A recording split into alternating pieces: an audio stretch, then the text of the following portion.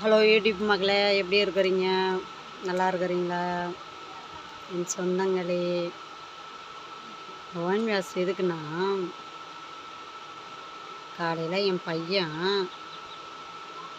ஸ்கூலுக்கு கிளம்ப சொல்லி சொன்னான். சரின்ட்டு என்ன பண்ணால் கிளம்புனான். நேற்று ஹோம்ஒர்க் முடிச்சுட்டு எல்லோருன்னு கேட்டான். அம்மா எல்லாத்தையும் முடிச்சிட்டம்மா, ஒரே ஒரு ஹோம்ஒர்க் மட்டும்தாம்மா இருக்குதுன்னு சொன்னேன்.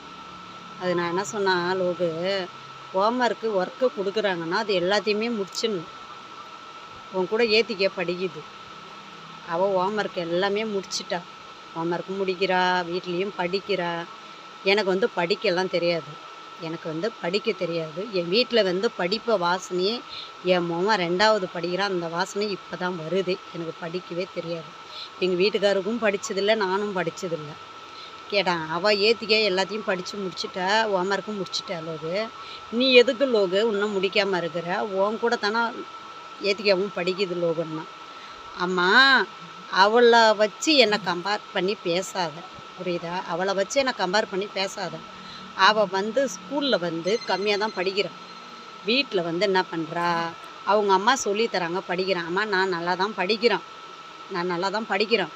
அதனால் நான் என்னன்றேன், அவளை வச்சு என்னை கம்பேர் பண்ணி பேசாத, புரியுதா? நான் நல்லா படிக்கிறேன், அவளை வச்சு கம்பேர் பண்ணி என்னை இனிமேல் பேசாதம்மான்றான். அதேமாரி எல்லா வீட்லேயுமே நான் சொல்கிறேன், படிங்க, பிள்ளைங்களுக்கு படிப்பை சொல்லி கொடுங்க, படிங்கன்ட்டு கம்பேர் பண்ணுங்க. ஆனால் அடுத்தவங்கள வச்சு அந்த புள்ள படிக்குது, இந்த புள்ள படிக்குதுன்ட்டு வச்சு கம்பேர் பண்ணாதீங்க.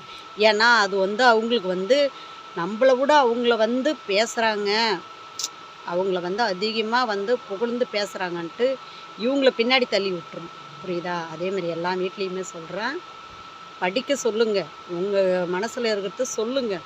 நான் அடுத்தவங்கள வச்சு கம்பேர் பண்ணி பேசாதீங்க. தயவு செஞ்சு பசங்களுக்கு அது ஒரு அவங்களுக்கு அந்த மைண்டில் என்ன பண்ணேன்னா அது ஒரு இதாகிடும்.